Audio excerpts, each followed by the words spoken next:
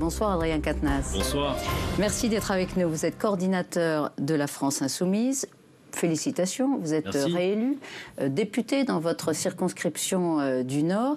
LFI, votre parti, à propos, si je puis dire, compte combien de députés d'après vous? Parce que LCP a fait les comptes, elle est bien placée aussi, notre chaîne, pour faire les comptes, et on a dénombré 76. C'est autour de 80.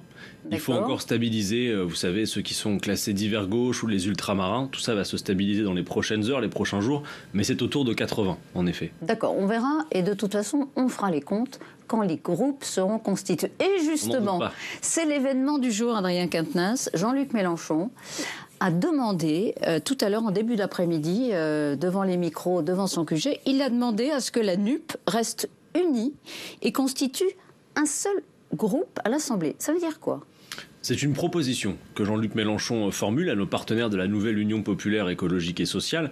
D'abord, je veux insister sur le fait que ce que nous avons fait avec la nouvelle Union populaire écologique et sociale, on va dire la NUP pour aller plus vite, ça n'est pas simplement un accord électoral.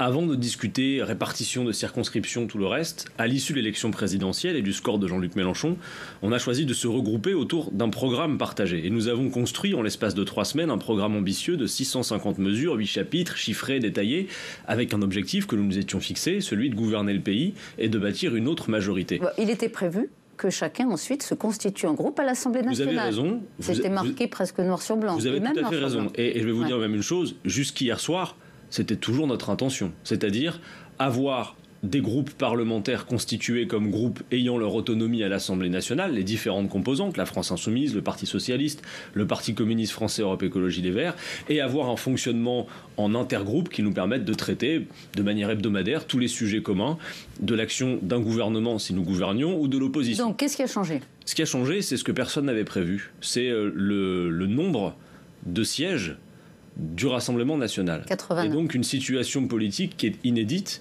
et qui nécessite que nous fassions la démonstration du fait que nous sommes en effet la première opposition en nombre, puisque nous avons quelques 150 parlementaires de la nouvelle Union populaire, et qu'il n'est pas question de laisser la main au Rassemblement national qui réussit cette élection de quelques dizaines de députés. Donc vous êtes assez transparent.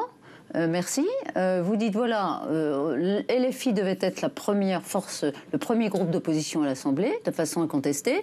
On est 80, ils sont 89. Ils pourront revendiquer d'être le groupe le plus puissant. Il faut que NUP, évidemment, se constitue en tant que groupe. Vous tombez dans des considérations. Alors moi, je situe ça à un autre niveau. C'est de dire, à partir du moment où il y a un fait politique nouveau, non anticipé. Pardon d'être un peu terre à terre. Non, mais non anticipé, qui est l'arrivée en nombre du Rassemblement national. Oui. Et on dira après qui en porte la responsabilité, si vous le voulez bien, pour pas juste faire des comptes et de la comptabilité de sièges.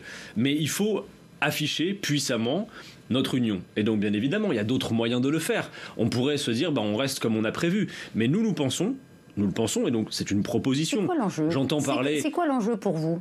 Écoutez, quel enjeu il y a ? Par exemple, je vois que Emmanuel Macron, non seulement après la déroute électorale qu'il a pris et le fait que depuis 5 ans, il a mis en scène le Rassemblement national, il a favorisé le Rassemblement national pour obtenir son duel. Non, mais ça, c'est autre chose. Je vous demande, dans le fonctionnement de l'Assemblée nationale, quel est l'enjeu ? Dans le fonctionnement, l'enjeu, c'est que depuis ce matin, vous avez des responsables de la Macronie, je pense à l'une des premières d'entre elles, Madame Olivia Grégoire, porte-parole du gouvernement, qui vient expliquer sur les plateaux de télé que, oui, normalement, la commission des finances, par exemple, à l'Assemblée, revient à l'opposition et que donc il est normal qu'elle revienne au Rassemblement national. Mais pourquoi au Rassemblement national, s'il vous plaît ? Parce que la première force d'opposition dans cette Assemblée, telle que constituée sous nos yeux, c'est bien la nouvelle Union populaire écologique et sociale, qui n'est pas un coup de com'. Nous ne sommes pas réunis pour faire un tract. Nous avons créé les conditions de pouvoir gouverner ensemble. Donc l'idée, c'est bien que nous soyons cette première force à l'Assemblée. Alors, par exemple, ça, c'est intéressant, vous dites... Et donc, attendez, parce que sur la commission des finances, c'est un peu technique et compliqué, bien que les auditeurs de la chaîne parlementaire connaissent. Mais pourquoi il revient de droit à la nouvelle Union populaire écologique et sociale, selon la tradition, le poste de la présidence de la commission des finances? Pourquoi? Traditionnellement, les commissaires aux finances votent entre eux au sein de la commission pour élire leur président. Et traditionnellement, ce poste revient à l'opposition, raison pour laquelle, normalement, la majorité ne participe pas à ce vote. Si le RN a plus de députés que vous, non, c'est là vous, LFI, vous gagneriez, Madame Martichoux. Je explique. Non, mais justement, pardon de vous dire que là, à l'instant, vous expliquez mal et que vous gagneriez peut-être à écouter mon raisonnement jusqu'au bout. Vous êtes dans la commission des finances. Merci pour la leçon. Non mais c'est pas une leçon, j'essaie de vous expliquer. Et je veux m'assurer que tout le monde comprenne, y compris vous. Dans la commission, dans la commission des finances, d'accord. Vous avez la proportion RN. Vous avez les différentes composantes de la nouvelle Union populaire. Vous convenez que au sein de cette commission, la nouvelle Union populaire sera plus nombreuse que le Rassemblement national. Sommes-nous d'accord? La NUP, oui.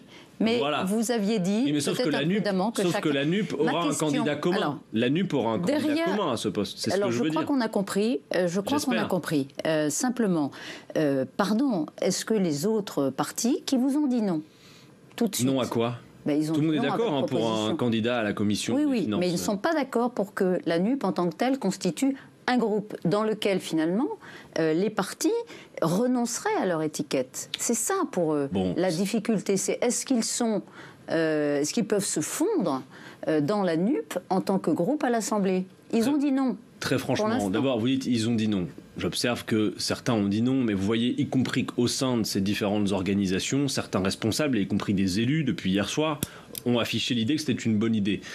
Moi, je veux rassurer tout le monde. Mais attendez, vous les aviez prévenus ou pas? J'ai pas très bien compris. Moi. Mais c'est une proposition qu'on formule. Oui, mais hier soir, est-ce que vous les aviez prévenus avant que Jean-Luc Mélenchon ne la formule? Jean-Luc Mélenchon, tout à l'heure, on a discuté avec nous. Arrivé au siège, il est interrogé par vos collègues qui se trouvaient devant le siège, il formule une proposition. Je veux dire, tout de suite, les grands mots, la NUP se divise. Non, cool. J'ai entendu David Cormand, c'est pas un journaliste qui dit tiens, j'étais pas au courant. Non, mais je veux pas qu'il y ait de crispation. Normalement, depuis l'endroit où je me trouve, je m'adresse davantage aux gens qui nous écoutent et aux auditeurs qu'aux états-majors politiques. Mais je veux rassurer tout le monde sur le fait que pour nous, il n'est aucunement question de dissoudre ou de fondre les organisations politiques dans la nouvelle Union populaire. C'est juste une question. Alors, comment est-ce qu'elle serait où l'étiquette? Parce que si vous n'avez pas de groupe, vous n'avez pas de moyens de fonctionner, il dépendrait du bon vouloir de NUP ou d'un règlement général. D'abord, la nouvelle Union populaire, elle appartient à toutes celles et ceux qui la composent. Donc personne vassalise quelqu'un, je veux dire, là-dedans.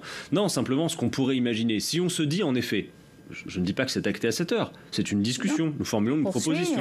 Si on se dit que c'est la meilleure manière de fonctionner au sein de l'Assemblée nationale, on pourrait très bien imaginer que chacun garde la capacité à fonctionner en délégation, écologiste, socialiste, communiste, c'est ce qu'a proposé votre consoeur collaboratrice élue Mathilde Panot, on va le voir d'ailleurs, c'est assez explicite dans le tweet. Et d'ailleurs, elle n'a pas proposé que ça, son tweet dit aussi nous faut trouver collectivement les conditions. Je suis favorable à une présidence tournante. Bien sûr.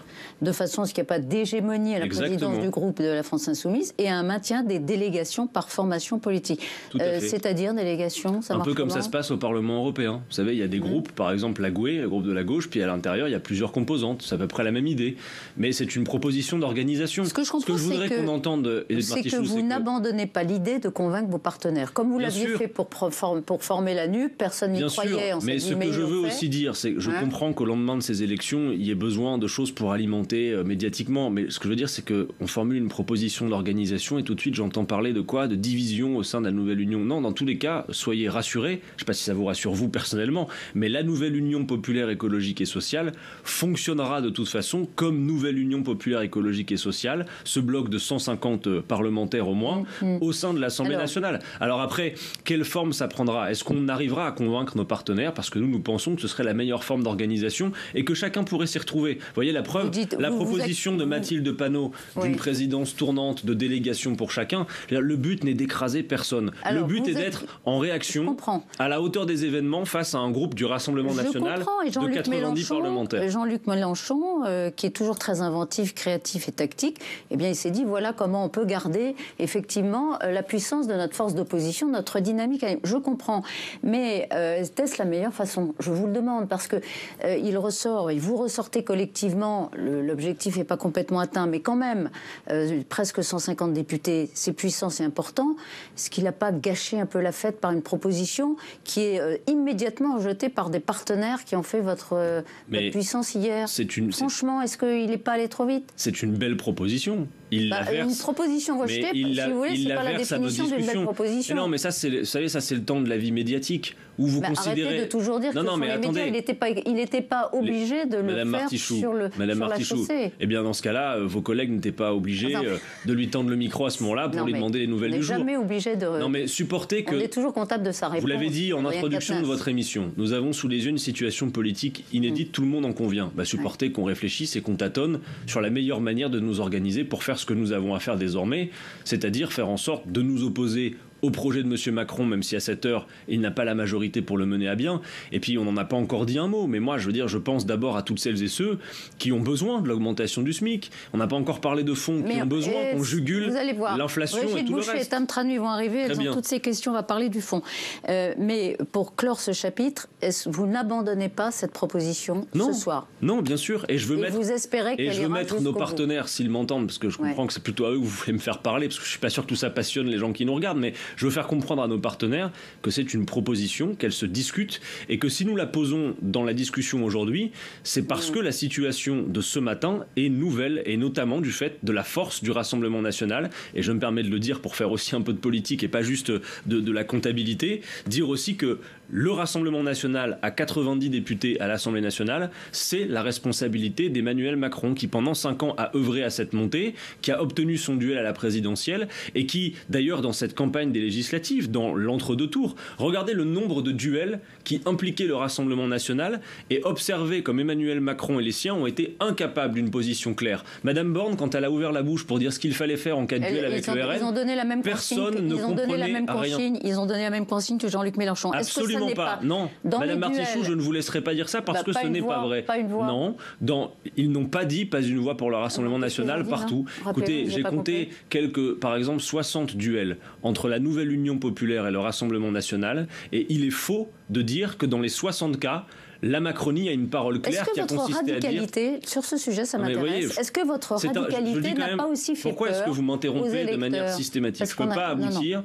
Non, mais si vous voulez, donnez-moi un QCM, je prends mon stylo, je coche vos cases et je vous rends la copie et vous la lisez à l'écran. Attendez, Adrien, je ne veux pas ça, c'est un échange. Est-ce que votre radicalité n'a pas aussi fait peur à ces électeurs qui, effectivement, 72% des électeurs macronistes, d'après Ipsos, n'ont pas choisi entre un candidat RN et un candidat NUP. Est-ce que c'est pas aussi vous qui avez fait un peu peur à cet électeur-là? Je ne crois pas. Vous savez, notre projet politique, il répond simplement à l'urgence du moment, à l'urgence sociale, au fait qu'on est dans un pays qui est très riche, mais qui a 10 millions de personnes sous le seuil de pauvreté. Vous le savez, des gens qui payent leur carburant aujourd'hui 2 € à la pompe, ça représente un budget. Je veux dire, il n'y a rien dans ce programme qui ne fasse autre chose que de répondre aux grands défis qui sont devant nous, et de la manière la plus nécessaire qu'il soit et la plus utile qu'il soit. Voilà, c'est tout. Non, en revanche, il y a des digues qui ont sauté, c'est très clair, mais depuis 5 ans. Emmanuel Macron a fait quelques clins d'œil, il a joué avec le feu, il a fait monter le Rassemblement national. Et puis, disons les choses de manière aussi plus... en élargissant encore la focale politiquement. Le Rassemblement national, l'extrême droite dans ce pays, prospère sur les débris du néolibéralisme et de ses dégâts depuis 30 ans. Elle a fait 42%. Eh bien oui. À la présidentielle, il n'est pas totalement absurde qu'elle ait 89 députés à l'Assemblée. Non, bien sûr. Personne ne l'avait anticipé, mais vous avez raison. Personne n'ignore. Personne ne peut prétendre ignorer que depuis des années, le Rassemblement national prospère et qu'il prospère d'autant plus sur les débris et la déroute du néolibéralisme qui sème partout la misère sociale. Et vous me donnez l'occasion de m'adresser une nouvelle fois à celles et ceux qui, même jusque hier, sont allés faire le choix du Rassemblement national. Je leur dis, si vous votez pour le Rassemblement national en pensant que Madame Le Pen et ses amis vont s'occuper de vous sur la question du pouvoir d'achat, ce n'est pas vrai. Regardez son programme. Madame Le Pen ne propose pas le blocage des prix. Elle ne propose pas l'augmentation des salaires. Vous êtes bien placé ici à la chaîne parlementaire pour savoir que, par exemple, dans le débat sur les retraites, dans le quinquennat précédent, Madame Le Pen était absente. On va en parler. Vous allez voir. C'est une opposition de pacotille. Voilà, il faut le dire. Une opposition de pacotille. Bien sûr. C'est dit. Tam Tranui et Brigitte Boucher rentrent dans le studio. Elles vont vous interroger sur beaucoup de points, dont évidemment le fond. Mais d'abord, on rejoint Vincent Roux en direct du Figaro. Bonsoir Vincent. Bonsoir Elisabeth. Bonsoir. Merci. Adrien Quatennens. Bonsoir. Vous avez une question pour Adrien Quatennens. On vous écoute. Oui, Adrien Quatennens, d'abord bravo pour votre réélection. Merci monsieur. une question qui vient à l'esprit parce que c'est un point qui est venu en tous les cas beaucoup pour expliquer le résultat d'hier, et en particulier la performance du Rassemblement national. Ce sont les événements qui se sont passés au Stade de France. Le Sénat est en train de mener une enquête parlementaire sur la question. Est-ce que vous allez demander, en plus de la motion de censure, une commission d'enquête parlementaire sur ces événements pour déterminer les vraies responsabilités? Écoutez, on va voir par quels moyens nous le faisons. En tout cas, c'est incontestable qu'il nous faut la lumière là-dessus. Et plus globalement sur les tripatouillages du ministère de l'Intérieur dans les faits qui lui sont reprochés. Monsieur Darmanin, par exemple, vous a inventé je ne sais pas combien de dizaines de milliers de faux billets pour le match, alors qu'on a pu vérifier que ça n'était pas le cas. Mais dans une autre mesure aussi, je veux dire que par exemple, dans l'organisation des élections, vous avez vu que nous avons dû mener une bataille déterminée au Conseil d'État pour obtenir du ministère de France, Adrien Quatennens. On est sur le Stade de France. On est sur le Stade de France. Vous êtes sur le Stade de France, mais moi je suis sur le ministère de l'Intérieur, d'accord? Et donc le Stade de France... C'est pas ma question. Ben, je vous ai répondu, oui, sur le Stade de France. Vous voulez qu'on fasse une émission sur le Stade de France? Oui, ce qui s'est passé est intolérable. Non, oui, la responsabilité incombe à ce pouvoir et au fait que depuis longtemps, le couple Darmanin-Lallemand, s'agissant du préfet, n'est plus capable d'organiser quelque événement que ce soit sans que ce soit le désordre. Voilà, Emmanuel Macron, qui prétend incarner l'ordre, à tout point de vue et supporter que sur une question précise, le Stade de France je puisse avoir un diagnostic politique élargi. À tout point de vue, Emmanuel Macron incarne le désordre dans ce pays. Regardez par exemple la situation à l'hôpital public. On va pas... Mais je sais qu'on peut parler que du Stade de France. Mais par exemple, la question est précise. Est-ce que vous demandez une ouverture, je crois, Vincent, c'était votre question. Ouverture d'une commission d'enquête. Oui, on demande une commission d'enquête pour faire toute la lumière sur ce qui s'est passé et spécialement sur les mensonges du ministère de l'Intérieur. Donc ce sera peut-être une de vos premières initiatives lorsque vous serez installé à l'Assemblée. Tam Tranui et Brigitte Boucher sont en face de vous. Mesdames, c'est à vous. Bonsoir Adrien Quatennens. Bonsoir. Alors, est-il confirmé que vous allez déposer une motion de censure le 5 juillet prochain? Le 5 juillet, c'est le jour du discours de politique générale.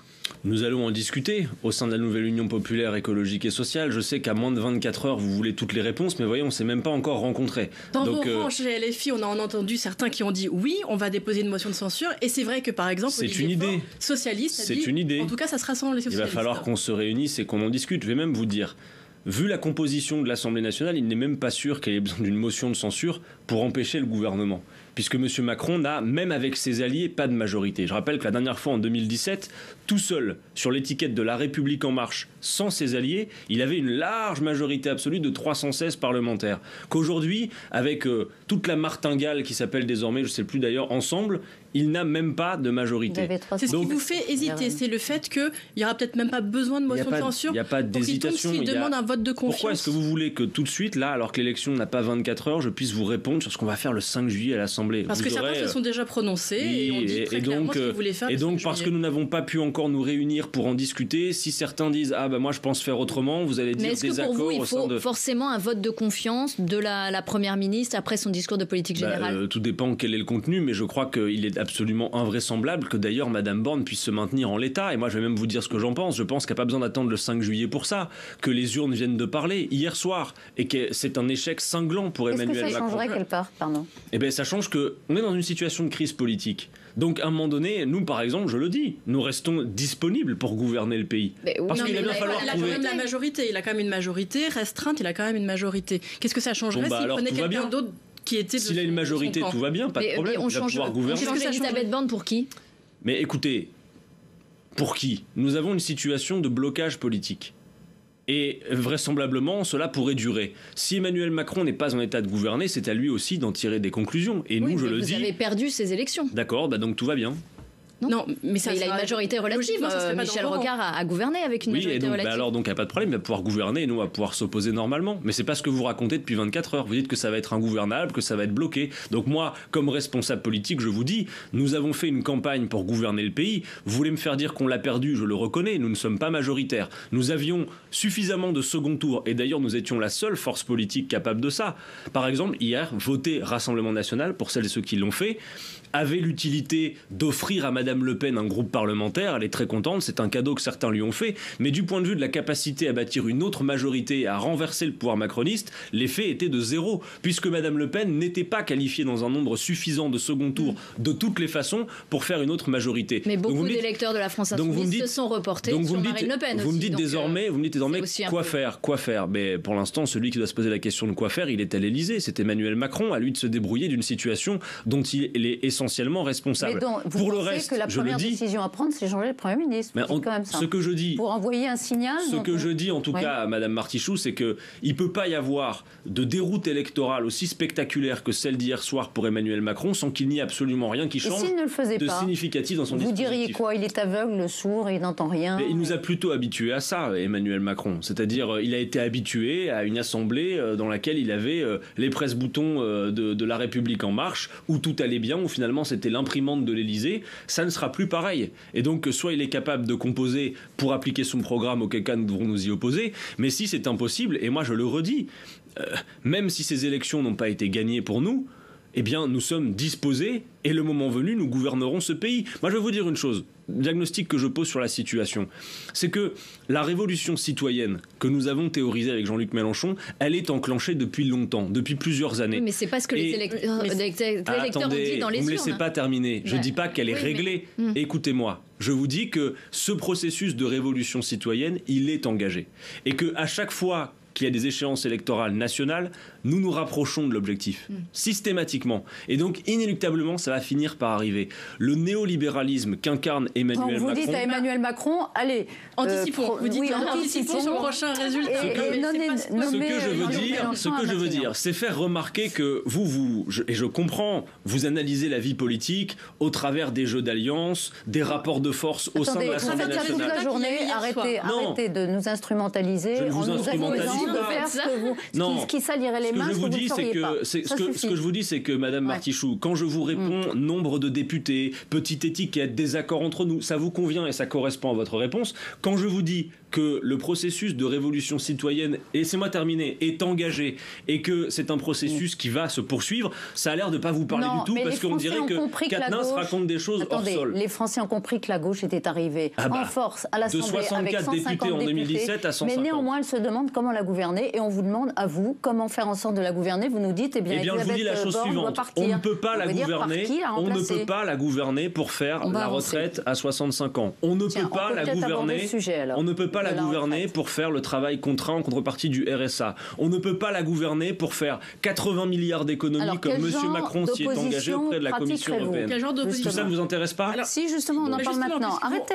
On parle de l'opposition que vous allez pratiquer. Et vous arrêtez de m'interrompre dans ce cas, Madame Martichoux. Non, on échange, j'ai dit. Alors arrêtez de m'interrompre. Moi, je ne vous interromps pas quand vous me posez des questions. Rien Quatennens, allez, on va continuer. Justement, quel genre d'opposition comptez-vous pratiquer pendant ce prochain quinquennat? Est-ce que vous allez être dans l'obstruction? Est-ce que l'idée, c'est de bloquer tous les textes qui émanent de la majorité? Comment est-ce que vous allez travailler? Nous n'avons jamais été, et nous ne serons jamais, dans une opposition principielle. Ça n'est pas parce que c'est Emmanuel Macron qui le dit que c'est nécessairement mal, même si pour l'instant tout ce qu'il raconte ne me paraît pas convenir à la situation politique, sociale, écologique, démocratique du pays. J'ai le souvenir que sur la réforme des retraites, vous aviez déposé 19 000 amendements, ce qui est en soi de l'obstruction ici. Et vous avez normalement davantage de souvenirs parlementaires que moi pour savoir qu'une obstruction avec le nombre d'amendements que vous citez, c'est une obstruction très petit bras. C'est quand même une obstruction. Et que vous avez vécu des heures d'obstruction à l'Assemblée. C'est arrivé, mais c'est quand même une obstruction qui est notable. Alors je vous réponds. La question n'était pas de savoir si nous n'allions jamais pratiquer l'obstruction, mais si ça allait être tout le temps comme ça. Je vous réponds. Moi, ce qui m'intéresse, c'est pas ce qui se passe dans l'hémicycle. C'est le sort des gens à l'extérieur qui dépendent de ce qui est décidé à l'intérieur. Et donc, si ce qui est décidé à l'intérieur va dans le bon sens, si M. Macron, demain, frappé par la grâce, venait vous dire, écoutez, j'ai entendu les urnes, et même si je ne suis pas majoritaire, l'augmentation du SMIC à 1 500 € pour tous les gens qui en ont besoin, on va la faire. Quelle raison aurions-nous de nous y opposer? Mais je ne vois pas que c'est ce qu'il propose. C'est majoritaire dans le pays, puisque sinon vous auriez été élu. Quelles sont les idées donc majoritaires dans le pays, madame? Vous n'arrivez pas à faire... qui est sortie non, des élections. La lecture politique du pays, depuis le 10 avril, même dans des institutions conçues, et c'est un problème, et c'est là qu'on a un problème institutionnel de crise politique, c'est que nous avons des institutions calibrées pour organiser la confrontation entre deux blocs, alors que ne vous en déplaise, désormais il n'y a plus de blocs dans le pays, mais 3. Et même au moins un 4e avec les abstentionnistes, qui à tout moment, et c'est notre tâche de les convaincre, peuvent décider de faire la bascule pour l'un de ces 3 blocs. Voilà, je pense qu'il faut véritablement entendre que le paysage politique post-10 avril n'est plus le paysage politique d'avant le 10 avril. Et que ce qui compte beaucoup, c'est le sort des gens. Voilà. Et aujourd'hui, nous sommes dans un pays où, après 5 ans d'Emmanuel Macron, 5 personnes, c'est-à-dire une de plus autour de cette table, 5 milliardaires, possèdent autant que 27 millions de Français. Alors, et que tout cela pose problème. On va parler de la question de la réforme des retraites, puisque vous venez de l'aborder à l'instant. Est-ce qu'il y a des textes, par exemple la réforme des retraites, sur lesquels vous pourriez faire une alliance avec le Rassemblement national, puisque vous êtes d'accord là-dessus, vous refusez la retraite à 64 ou à 65 ans, et vous êtes plutôt sur la retraite à 60 ou 62 ans. Alors, le problème est dans la manière dont vous posez votre question. Pardon, c'est pas une mise en cause du tout. C'est juste quand vous dites alliance avec le Front National, on a l'impression qu'on se retrouverait dans une salle obscure pour dealer quelque chose. C'est pas ce que je dis. Je dis, est-ce que sur un texte comme les retraites, vous pouvez avoir un accord avec le Rassemblement national, car vous avez des convergences de fond. Je n'ai pas vu que Madame Le Pen propose la même chose que nous s'agissant des retraites, puisqu'elle a renoncé à la retraite, au droit à la retraite à 60 ans pour tous. Mais si le Rassemblement national, Pierre, Paul, Jacques, peu importe comment il s'appelle, est d'accord avec la retraite à 60 ans, que souhaitent 76% des Français dans un dernier sondage, eh bien nous le ferons. Vous serez surtout d'accord dans l'opposition et dans le rejet de la réforme. Donc ça pourrait être une alliance, un accord qui pourrait permettre de faire capoter une réforme. Est-ce que ça, vous pourriez le refaire sur d'autres textes, par exemple ? Mais peut-être, nous verrons au cas par cas. Vous savez... Est-ce que vous identifiez des sujets d'accord ? Peut-être une chose qui peut vous aider à comprendre mon explication. Il y a un sondage IFOP paru la semaine dernière, parce que vous dites ces idées ne sont pas majoritaires. C'est la différence entre la réalité sociale du pays et ce que les Français pensent et ce qui sort des urnes dans des institutions qui sont calibrées pour, par exemple, le scrutin uninominal à 2 tours, etc. Sauf que là, on a quasiment la proportionnelle et qu'on a un scrutin majoritaire. D'accord, sauf que ça n'est pas complètement la proportionnelle, tout le monde l'aura compris. Mais si demain il y avait la proportionnelle, moi j'y suis prêt, il n'y a pas de problème. Oui, on aurait quasiment la même assemblée. Mais donc ce que je veux dire, c'est que la semaine dernière, peut-être ça ne vous intéresse pas non plus, vous me le direz, interrompez-moi si ça n'est pas passionnant. La semaine dernière, IFOP a publié un sondage qui montre que sur les points principaux du programme de la nouvelle Union populaire, c'est-à-dire la réforme des retraites à 60 ans, le SMIC à 1 500 €, le blocage des prix, le rétablissement de l'ISF, ces propositions sont extrêmement majoritaires et plébiscitées par les Français. Alors vous allez me dire, oui mais Monsieur Catenins, dans nos sièges là, vous n'êtes pas majoritaire, j'ai entendu. Eh bien ça c'est... Mais les gens ne se sont pas déplacés non plus pour voter. Nous sommes bien d'accord, et c'est là qu'un sondage n'est pas une élection. Bien sûr, et c'est là le principal défi, c'est-à-dire que c'est là non mais je crois que c'est intéressant ce qu'on se dit là, c'est-à-dire qu'elle est là l'équation. Comment on peut faire en sorte que là où un programme est de fait plébiscité par les Français, quand les sondeurs appellent les Français, Madame, Monsieur, vous êtes d'accord avec ça, ils disent oui entre 63 et 80%. Comment donc ils sont favorables à ces propositions. Maintenant, ce qu'il nous faut, c'est en effet convaincre notamment, je le dis, les abstentionnistes qui ont manqué. Quand vous avez 25 millions d'abstentionnistes, si ces gens-là allaient voter, et c'est à nous de les convaincre, je leur fais pas la leçon, mais je crois que nous serions largement majoritaires. J'ai noté qu'il nous a manqué. Vous savez, pour avoir la majorité relative hier, on a fait les calculs, il a manqué 16 504 voix à la nouvelle Union populaire dans 57 circonscriptions, et on aurait eu la majorité relative. Mais là, si vous voulez, vous avez raison, il vous a manqué des voix et vous n'avez pas plus sans doute convaincu que d'autres, donc ça reste un chantier énorme, mais on va parler de la façon d'améliorer la vie quotidienne des Français. Oui, parce que c'est ce que vous voulez, et il y a notamment le texte sur le pouvoir d'achat qui va arriver tout début juillet. Plus de pouvoir d'achat pour les Français, vous ne pouvez pas ne pas le voter, ce texte. C'est incroyable, vous l'avez vu, vous, le texte ? Bah oui, on le connaît très largement. Ah, vous connaissez ? Dégel du point d'indice, triplement de la prime Macron, revalorisation des retraites, il y a incontestablement là-dedans des choses avec lesquelles nous pourrions être d'accord. Mais il va falloir voir si, une fois le package complet réuni, eh bien, ça fait le poids par rapport à la situation du pays. Je vous prends un exemple. Vous dites, est-ce que vous êtes contre le petit chèque que donne Emmanuel Macron ? Dans l'absolu, ce petit chèque, il va même si c'est insuffisant, il va forcément améliorer la situation. Non, pourquoi ? Parce que nous prenons l'idée que ça n'est pas au Trésor public, à l'État, d'assurer la rente privée pour des petits chèques qui sont en plus insuffisants, et les Français qui nous écoutent le savent. Quand nous proposons le blocage des prix, que faisons-nous ?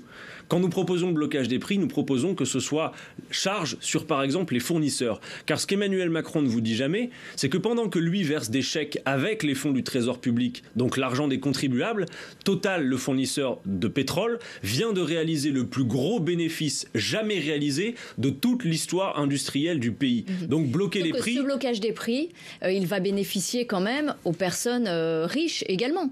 En fait, il va bénéficier à tout le monde. Pourquoi vous ne ciblez pas plus les personnes modestes, puisque c'est plutôt vous, ces personnes-là que vous voulez aider en particulier? Mais nous avons des dispositions dans le programme qui sont vers les personnes les plus modestes. Quand nous proposons... Oui, mais là, vous dites le blocage des prix, ça ne va pas plus les aider que les personnes riches. Vous allez aider les 5 personnes auxquelles vous faisiez référence tout à l'heure et qui gagnent des milliards. Mais vous savez, nous avons dans le programme des dispositions qui ne font pas le tri, en effet, entre les gens. Je prends un autre exemple. Vous savez que nous proposons les premiers mètres cubes d'eau gratuits, parce que l'eau est nécessaire à tout le monde, que vous soyez riche ou pauvre. Bien, nous proposons qu'il soit gratuit pour tout le monde, par exemple. Voilà. Il y a des dispositions de ce type dans le programme. Par contre, il y a aussi des mesures fiscales, par exemple la réforme fiscale à 14 tranches d'impôts, qui font que celles et ceux qui gagnent moins de 4 000 € vont payer moins, mais que par contre, les très riches, ceux que M. Macron a beaucoup servi pendant 5 ans, vont payer davantage. Voilà. Il y a des propositions qui sont en effet redistributives, et il y en a d'autres qui sont universelles parce que ce sont des principes. Et donc l'inflation, elle touche tout le monde. Le texte pouvoir d'achat, au final, la question que vous posez, Brigitte. Le texte pouvoir d'achat, d'abord, supporter que nous le lisions, 2, que nous nous fassions idée de chacune des propositions, qu'au cas par cas nous voyons si nous sommes d'accord avec. J'ai dit qu'on ne ferait pas d'opposition principielle.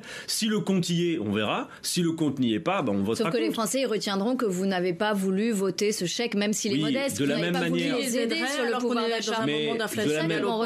De la même manière que sur certaines lois qui sont passées plus récemment, comme par exemple le Ségur et les lois sur la santé, nous avons voté contre, et M. Véran de dire vous n'avez pas accepté la petite miette, alors qu'à côté il y a la montagne qui n'est pas réalisée. Et c'est tout à fait entendu par les soignants. Si vous votez pas. Non, mais sauf que là, c'est pas du tout le même rôle. Vous étiez 17, là vous allez être très nombreux, et ça peut faire complètement capoter un texte. C'est pas la même responsabilité. Nous verrons. En toute hypothèse, ce qui nous intéresse, c'est l'intérêt général et le sort des gens qui se trouvent à l'extérieur de l'Assemblée et qui ont besoin de ces changements. Ce qui va dans le bon sens pour améliorer la vie des gens, on n'a pas de raison de s'y opposer s'ils sont. Vous n'avez pas de raison de le bloquer, vous le dites ce soir. Mais ça dépend. Vous ne voulez pas bloquer un texte, même si vous estimez que ça n'est pas suffisant. Vous allez estimer que ça n'est pas suffisant, puisque vraisemblablement, il y a une certaine... Vos revendications risquent, je pense, sauf si Jean-Luc Mélenchon est à Matignon d'ici là, de ne pas être dans le texte. Donc, qu'est-ce que vous ferez à ce moment-là? Est-ce que vous aiderez quand même le texte à passer, ou vous prendrez le risque qu'il soit bloqué parce qu'il y a une majorité trop étroite? Nous verrons. Si c'est un texte, je prends un exemple, c'est un texte qui propose des petits chèques insuffisants, très aléatoires, alors qu'il y a des mesures simples, claires, peut-être radicales, mais utiles à prendre, eh bien, nous verrons au cas par cas. Voilà, je ne peux pas vous dire avant, je n'ai pas lu le texte, je ne vais pas me prononcer aujourd'hui. Il y a un autre texte qui... Vous voyez, par exemple, c'est encore du fond, excusez-moi. Emmanuel Macron, il est encore pour quelques jours président de l'Union européenne.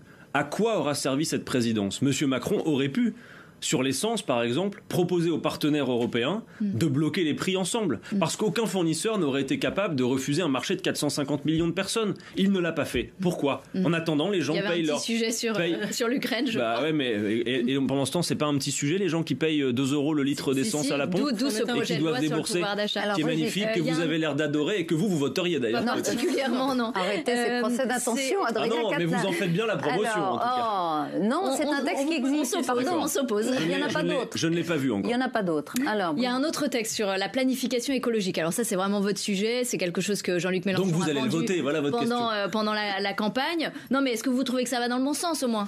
Qu'Emmanuel Macron reprenne notre vocabulaire, oui. Parce qu'à force de reprendre notre vocabulaire, peut-être en reprendra-t-il le contenu. Mais encore une fois, nous avons un programme, nous sommes forts de cela et nous allons faire des propositions. Très franchement, on va être plus nombreux que la fois dernière, mais vous nous avez vus, y compris faire beaucoup de propositions. Vous avez vu que le groupe insoumis à l'Assemblée nationale ces 5 dernières années avait beaucoup proposé. Oui, vous ne mais pouvez pas dire rien n'a été voté. Pourquoi? Parce qu'ils ne l'ont pas voté. C'est vrai, vous avez raison, ils auraient dû voter certaines de nos propositions. Mais vous n'avez pas non plus cherché à... Mais bien sûr que si, nous avons passé Mais vous avez raison, madame, je suis d'accord avec vous. Emmanuel Macron et ses parlementaires auraient dû voter des propositions de la France Insoumise. C'est le sens de ce que vous dites, et j'en suis d'accord. Ils ont voté Pourquoi des propositions de loi des Républicains, par exemple, d'Aurélien Pradié. Il faut dire que souvent, la République En Marche a fait de l'opposition de principe aux propositions de la France Insoumise. J'en suis d'accord. Alors, pourtant, ça aurait amélioré le sort des gens. Vous parlez de planification écologique. Comment est-ce que vous allez vous mettre d'accord avec l'ensemble de la NUP sur des sujets comme, par exemple, on le sait, des sujets où il y a des vraies différences comme le nucléaire.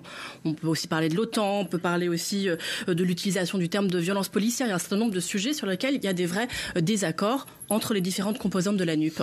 Je parlerai pas de désaccord, mais de nuances. Parce qu'on s'est retrouvé avec un programme partagé de gouvernement. Sur le nucléaire, vous êtes quand même pas d'accord. Entre les communistes et la France insoumise. C'est vrai. Il y a une composante, en effet, le Parti communiste, qui est plutôt promotrice du nucléaire. Eh bien, vous savez, sur 650 mesures, il y a 5% du programme. Il y en a 33. C'est 5%. Voilà. Effectivement. Mais comment vous faites dans ces 5% sur ces 33%? J'étais en train de vous répondre. Allez-y. Donc, il y en a en effet 5%. Et donc, dans ces cas-là, eh bien, c'est la sagesse parlementaire qui tranchera. Je crois d'ailleurs que la situation qu'on a sous les yeux, c'est aussi un moment de reparlementarisation de notre vie politique. En effet, c'est sûr, et c'est pourquoi, à mon avis, ici à la chaîne parlementaire, vous n'allez pas vous ennuyer, pas que vous l'ayez déjà fait dans le quinquennat précédent, mais là, c'est clair que l'Assemblée va jouer un tout autre rôle que le rôle qu'elle a joué les 5 dernières années. Et donc, la sagesse, ça veut dire la liberté de vote? Pardon, pour évidemment, être tout à fait bien sûr, clair. mais d'ailleurs, ça, c'est dans notre accord, elle est convenue, cette liberté de vote. Et puis bon, supporter que normalement, le débat parlementaire doit servir à se convaincre aussi, à échanger des arguments. Si nous arrivons à l'avance, comme vous nous le demandez, avant que le débat ait lieu, avec des positions déjà acquises, on pourrait faire l'économie des débats à l'Assemblée nationale dans ce cas. Autant qu'on cherche à essayer de se convaincre par l'échange d'arguments, ça me paraît intéressant. C'est ça la reparlementarisation de la vie politique aussi. Du coup, à quoi sert dans ce contexte l'éventualité d'un intergroupe? Puisqu'en gros, il y aura les mesures sur lesquelles vous êtes déjà d'accord, et puis les mesures sur lesquelles vous n'êtes pas d'accord, il y a la liberté de vote. Donc l'intergroupe, qu'est-ce qui coordonne? L'intergroupe, dans ce cas-là, il peut servir à essayer de tenter d'harmoniser nos positions sur les points. C'est une instance de discussion, extrêmement... C'est discussion ou c'est pour faire des vraies positions de groupe? Eh bien, par la discussion, il se pourrait très bien qu'on arrive à se convaincre les uns les autres. Voyez-vous, y compris sur le nucléaire, par exemple, il y a des arguments à échanger. Vous voyez, j'en cite qu'un seul, pour vous citer un exemple, sur le nucléaire, parce qu'on pourrait être long sur le nucléaire. Mais juste, par exemple, souvent, il nous est opposé l'idée que l'énergie nucléaire a l'avantage, contrairement à certaines sources renouvelables, de ne pas être intermittente. C'est un argument qui est souvent posé par les promoteurs du nucléaire. Vous aura pas échappé qu'avec le réchauffement climatique et les espèces de canicules qu'on a, si l'énergie nucléaire devient intermittente parce que les cours d'eau s'assèchent et parce qu'on n'a plus l'eau nécessaire pour refroidir parfois certains réacteurs qui sont à l'arrêt. Bon, ça c'est de l'échange d'arguments, on va l'avoir. Mais le plus important, parce que là, vous insistez beaucoup sur ces 5% de nuances, le plus important, c'est que nous sommes la seule force politique... Je vais pas vous poser des questions sur les points sur lesquels vous êtes d'accord. Qui a été capable de faire un programme partagé. Pardon, mais au sein du groupe composite ensemble de la majorité, il y a des points de désaccord bien plus importants. J'ai entendu Édouard Philippe dire qu'il était pour la retraite à 67 ans, Monsieur Macron 65. J'ai entendu par exemple le MoDem être en promotion de la proportionnelle, mais le groupe macroniste le refusait précédemment. Bref, voyez bien que dans cette majorité, tout le monde n'est pas d'accord. Nous au moins on a un avantage, c'est que tout est transparent. Il y a un programme de 650 mesures sur lesquelles nous sommes d'accord, et il y a quelques points sur lesquels la discussion doit se poursuivre, et puis c'est l'honneur de l'Assemblée, je crois. Alors, il y a 3 ministres qui ont été battus hier, Adrien Quatennens, qui oblige à un remaniement selon la règle d'usage en vigueur. Est-ce que vous pensez que ce remaniement, il doit être un petit peu plus large ? Incontestablement, je crois qu'au-delà du fait, parce que si c'est remaniement pour remplacer celles et ceux qui ont été battus, c'est pas suffisant. Moi, je crois qu'il faut un remaniement plus large. En tout cas, je crois clairement que ce dispositif gouvernemental ne peut pas tenir. Alors, à quoi il ressemblerait ce remaniement plus large ? Ça veut dire quoi ? Intégrer, par exemple, des LFI ? Vous seriez d'accord ? Je sais pas, ça dépend pour mener quelle politique. En fait, le plus difficile pour l'instant, c'est qu'Emmanuel Macron lui-même n'a pas l'air de bien savoir quelle politique il veut mener. Vous le savez, vous ? Parce que nous avons un programme complet, vous pouvez le discuter, nous dire vous n'êtes pas d'accord sur ça, vous discutez. Vous connaissez le programme d'Emmanuel Macron ? Je veux dire, à part le petit feuillet présidentiel où il y a toutes sortes de tautologies. Écoutez, je crois en tout cas clairement que Emmanuel Macron, qui était droit dans ses bottes, clairement hier soir on lui a retiré ses bottes, quoi. Alors justement, j'ai une information à vous donner. Alors, Emmanuel Macron, ça vient de tomber, ce qu'on a dit, comme on dit, ça tombe sur l'AFP. Le président de la République convie demain et après-demain à l'Élysée les forces politiques ayant vocation à constituer un groupe à l'Assemblée nationale. Ça vous concerne. D'abord, vous irez ? Vous honorez l'invitation. Je ne sais pas pourquoi nous invite-t-il. On est toujours disposé à discuter. On a déjà participé à des discussions avec le président de la République. Peut-être pour voir comment gouverner ensemble dans ce contexte. Il va falloir qu'il change radicalement son programme dans ce cas-là. Est-ce que vous y allez La main est tendue en tout cas. Avant qu'il nous tende la main pour une réunion à l'Élysée, je pense qu'il serait peut-être plus important qu'il clarifie ses intentions politiques. Donc vous lui demandez de prendre la parole, de s'exprimer après ces élections. Je n'ai pas envie d'aider un président de la République élu au mois d'avril sur des éléments de proposition qui me paraissent être d'une brutalité sociale sans nom, à obtenir une majorité. Parce que M. Macron, pas plus tard qu'à quelques jours, sur le tarmac avec l'avion derrière, demandait une majorité aux Français. Pourquoi? Pour leur pourrir la vie 5 ans de plus. Est-ce que vous êtes prêt à participer à un gouvernement d'union nationale? Dialoguer, échanger dans l'intérêt supérieur national de la nation, c'est ça l'idée. Vous pensez que si Emmanuel Macron avait obtenu une majorité relative plus importante ou une majorité absolue hier, il aurait convié à une discussion autour des projets du pays? Il le fait. Oui, est-ce que vous êtes prêt à participer à un gouvernement d'union nationale si toutefois c'est l'objet? Non, pas pour appliquer la politique d'Emmanuel Macron telle qu'il l'a définie à cette heure. Mais pour se mettre d'accord sur un autre projet commun. Je sais pas. Est-ce que c'est possible? Si Emmanuel Macron a envie de reprendre à son compte le programme de la nouvelle Union populaire écologique et sociale, ça a le mérite de se discuter. S'il fait un pas vers vous, est-ce que vous êtes prêt aussi à faire un pas vers lui? Madame, pardon, mais vous me demandez ça aujourd'hui sur la base d'informations. Ce qu'on appelle un urgent de l'AFP. Voilà, mais sur quelle base convoque-t-il? Pour discuter de quoi? Qu'a-t-il l'intention de changer? Qu'a-t-il déclaré? Ça n'a rien d'extravagant que le président de la République parle avec les acteurs politiques. C'est même moi qui vous l'ai dit. C'est même moi qui vous l'ai dit. Et donc la question. Nous n'allons pas faire. Il faut sauver le soldat Macron. Donc vous boycotterez cela ou vous allez d'abord en parler avec Jean-Luc Mélenchon? D'abord en parler, pas qu'avec Jean-Luc Mélenchon, avec nos partenaires de la nouvelle Union populaire écologique et sociale. Qui vous représenterait d'ailleurs à l'Élysée dans ce cas-là?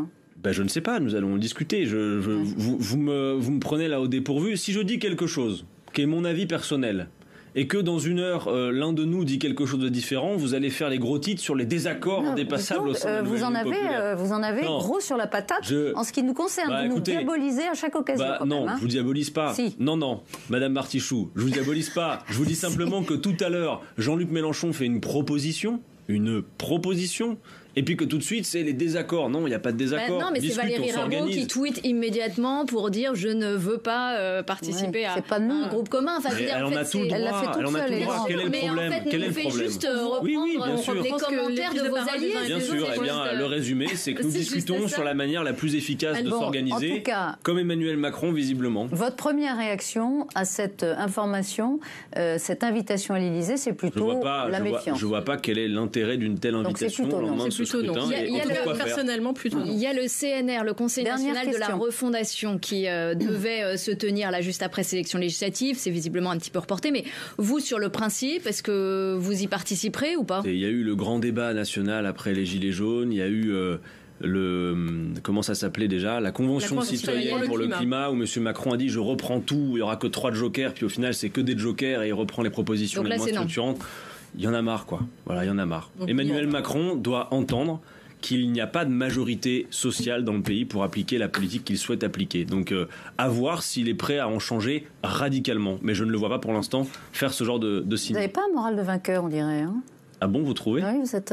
Mais écoutez, pardon, mais nous n'avons pas gagné les élections hier, Martichoux. Nous sommes déçus du résultat. Dans la déception, il y a des succès. Nous sommes contents de passer de 64 parlementaires à un groupe qui va entrer en force à l'Assemblée et qui est la première force d'opposition dans cet hémicycle. Mais j'aurais préféré, en effet, venir ce soir sur votre plateau pour vous annoncer ce que nous allions faire dans un gouvernement, et pas pour nous-mêmes, pas pour la gloire personnelle de rentrer dans je ne sais quel ministère, pour tous les gens qui attendent des changements, qui à cette heure ne les auront pas. Bah oui, et pas que moi d'ailleurs, et pas que nous.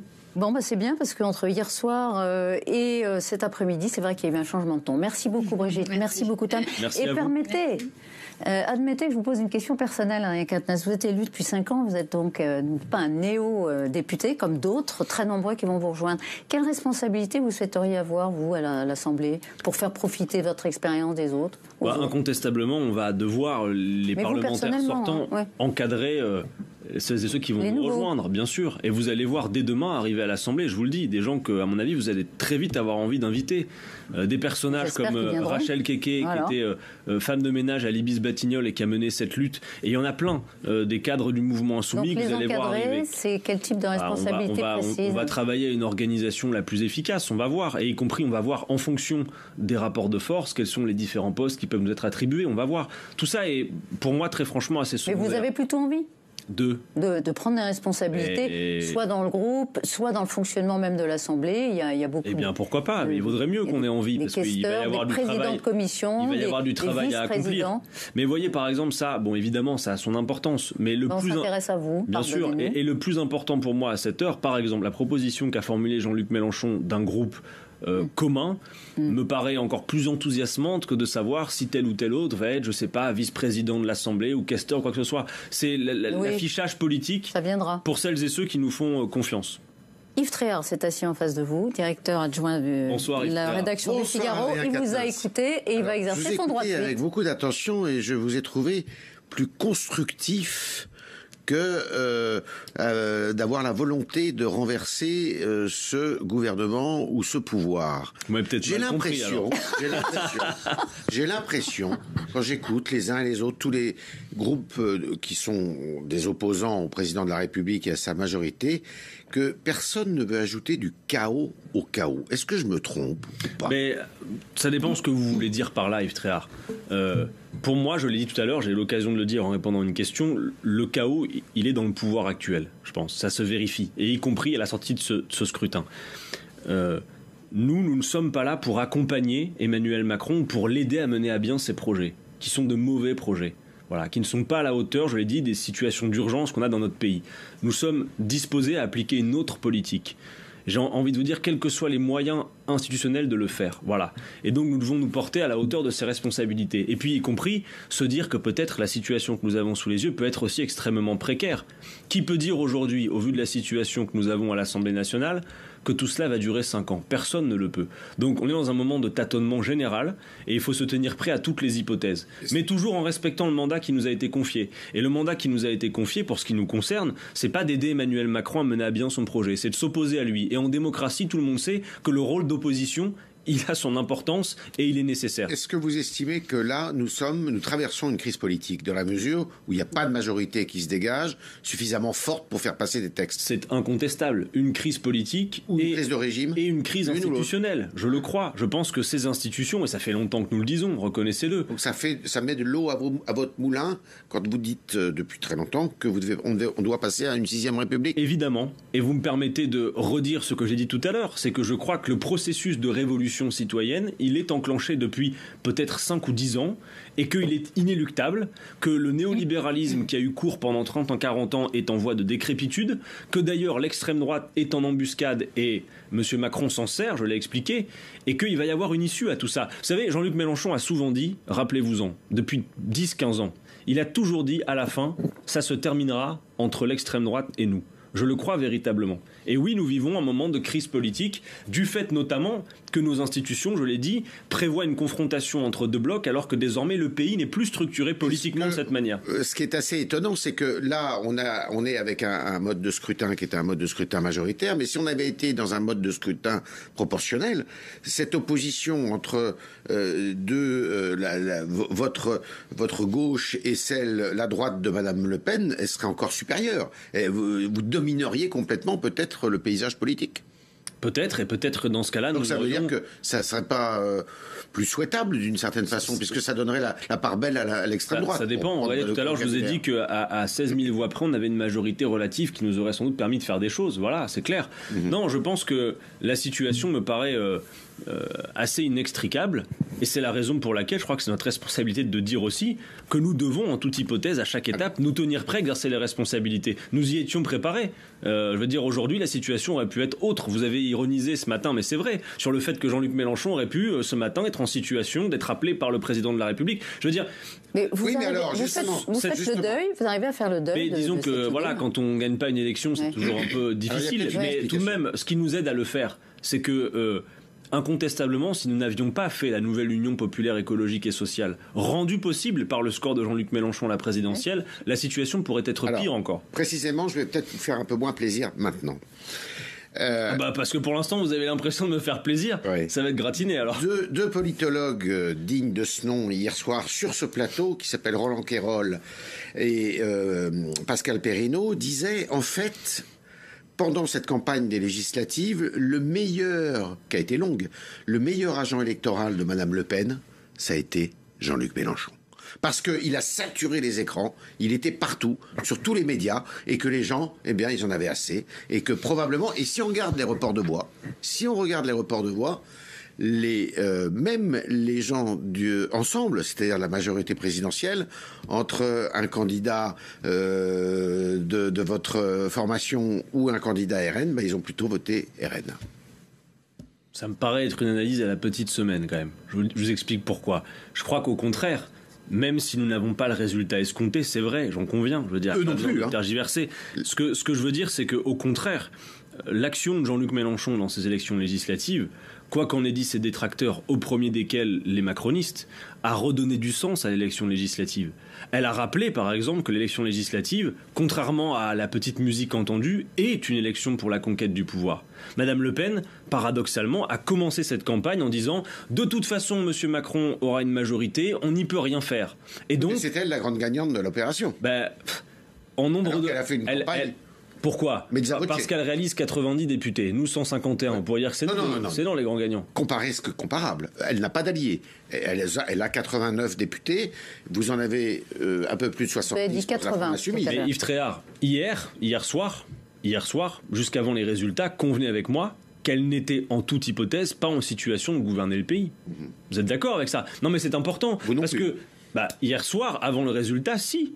Nous étions qualifiés, non mais que ce soit bien clair. C'est le résultat. Non mais bien sûr, mais je veux dire le résultat, mais c'est aussi la manière dont on se donne le moyen de faire. Madame Le Pen, depuis le début, à aucun moment ne s'est donné le moyen d'être en situation, elle, de gouverner le pays. Puisque de toute façon, elle a dit, on ne peut rien faire, Monsieur Macron aura sa majorité, et elle a appelé ses électeurs à voter pourquoi ? Pour avoir un groupe à l'Assemblée. Ce que je veux dire, c'est que dimanche dernier, dès lors que nous étions qualifiés dans 406 circonscriptions, l'idée selon laquelle Mélenchon, Premier ministre, n'était qu'un slogan ou un mensonge a été écrasé par les faits. Il faut 289 députés pour faire une majorité. Nous étions qualifiés dans 406 circonscriptions. Madame Le Pen, elle, était qualifiée dans moins de 289 circonscriptions. En réalité, elle a plus de députés que vous. Non, pardon, 150, c'est plus que 90. Parce que vous faites la coalition. Alors, mais ça compte, non ? Mais attendez, non, Yves Tréhard, quand vous analysez Monsieur Emmanuel Macron et ses petits copains, c'est pareil. Vous prenez tout ça dans un ensemble alors que c'est très composite et qu'y compris dans ce cadre-là, il y a beaucoup de désaccords, je l'ai dit. Vous avez 1000 fois raison. Prenons de la hauteur et regardons un peu les chiffres. On s'aperçoit finalement que ce qu'on dit depuis quelque temps dans ce pays penche vraiment à droite. Parce que, effectivement, hier, c'est le Rassemblement national qui tire bien son épingle du jeu. Dans les reports de voix, on regarde un peu ce qui se passe et on voit que c'est le Rassemblement national qui, à chaque fois, gagne quand même des voix. Il y a les Républicains qui tiennent encore à peu près la route, même s'ils perdent la moitié de leurs députés, enfin, pas loin. Et vous avez la majorité présidentielle, qui est certes composite, mais qui penche aussi pas mal à droite, avec entre M. Bayrou et M. Philippe. Donc, en fait, c'est tout à fait factice, je ne sais pas si le mot est opportun, mais c'est un peu factice, le retour de la gauche telle qu'elle était conçue par M. Mélenchon. Non, pardon. 64 parlementaires en 2017 multipliés par je ne sais pas combien pour atterrir au résultat d'aujourd'hui. Vous pouvez pas dire que c'est factice. Par contre, sur votre diagnostic, moi j'aurais même été un peu plus loin. Vous auriez carrément pu dire que le pays penchait vers l'extrême droite. Ça ne veut pas dire qu'il est aux mains de l'extrême droite, mais qu'incontestablement l'extrême droite progresse dans notre pays et que c'est un problème et que M. Macron n'y fait rien et que pire, il a même contribué à la faire monter. Et ça, c'est important. Et donc, comment on mène le combat contre le Rassemblement national ?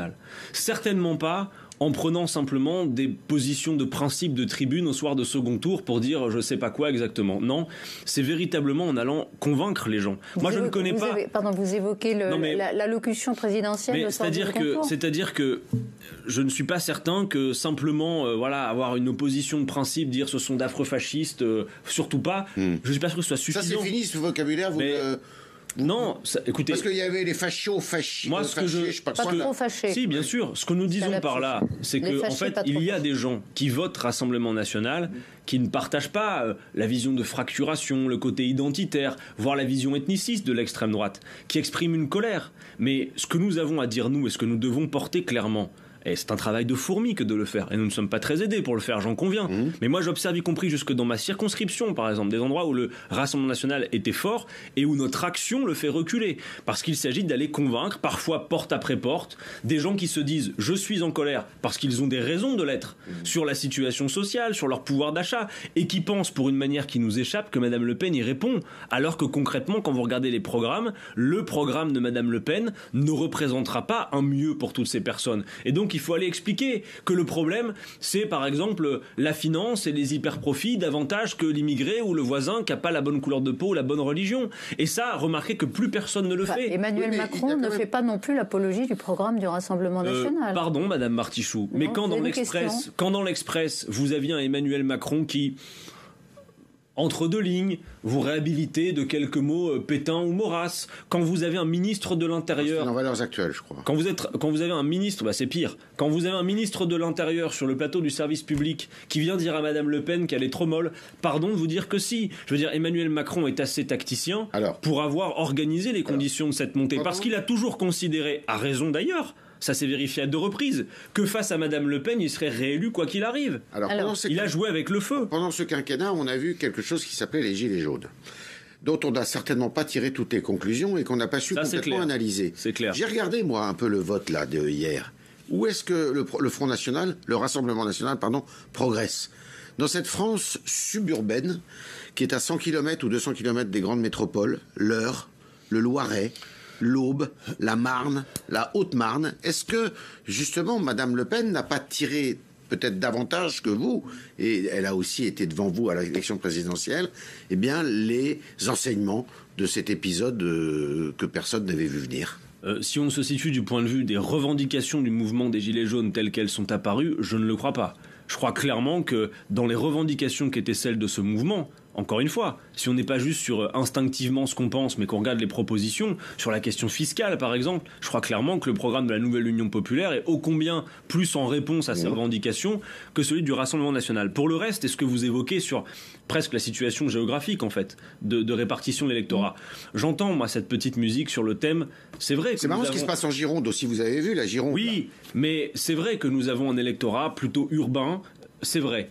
Mais on ne peut pas généraliser. Pardon, mais j'ai noté les cartons que nous faisons dans des départements dont vous ne pouvez pas dire qu'ils ne sont pas ruraux. En Haute-Vienne, en Dordogne, dans le Tarn, c'est pas la ville tout ça. Le Gard, les Hautes-Pyrénées. Ils sont traditionnellement de gauche.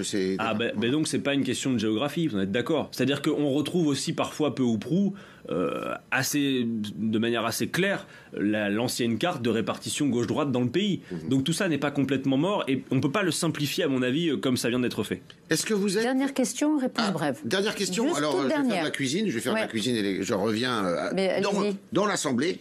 Est-ce que vous pourriez imaginer faire une présidence tournante de la Commission des Finances si vous la demandez en qualité de NUPES? Mais une présidence tournante donc au sein de la Nouvelle Union Populaire. Oui. Oh, je pense que ça on peut l'envisager. C'est une des solutions qu'on peut envisager. Par contre, tourner avec les Républicains. Non. Ça on peut l'envisager sans doute. Moi je suis pour qu'on trouve les solutions pour essayer d'afficher et de donner à voir la puissance que représente et l'espoir qu'a suscité la constitution de cette Nouvelle Union Populaire. Vous voyez, j'ai été surpris de voir à quel point en 4-5 semaines de campagne, le terme de NUP et lever de la victoire, par exemple, c'est très fortement ancré. Je pense à la jeunesse, pour celle qui s'est mobilisée, parce que beaucoup ont manqué à l'appel. Donc voilà, nous avons soulevé un espoir, créé même une culture commune, et je crois que ça n'est que le début de l'aventure pour cette Nouvelle Union Populaire écologique et sociale, qui, tôt ou tard, je vous le dis, le plus tôt sera le mieux, viendra aux affaires dans ce pays. Ce qui est sûr, c'est qu'une nouvelle page s'ouvre à l'Assemblée nationale, avec votre groupe et avec les autres, effectivement, qui composent une physionomie de l'hémicycle tout à fait différent et dont on ne sait pas très bien comment elle va fonctionner, mais on va suivre ça de très près sur LCP, dans Audition publique. Merci beaucoup. Merci à vous, Adrien Quatennens, d'être venu ce soir dans l'émission. Merci Yves Tréhard. On se retrouve évidemment la semaine prochaine. Il va se passer beaucoup de choses. Vous avez vu, toutes les heures, il y a des événements politiques consécutivement, évidemment, à l'élection législative. Bonne semaine à tous, à lundi prochain, 19h30.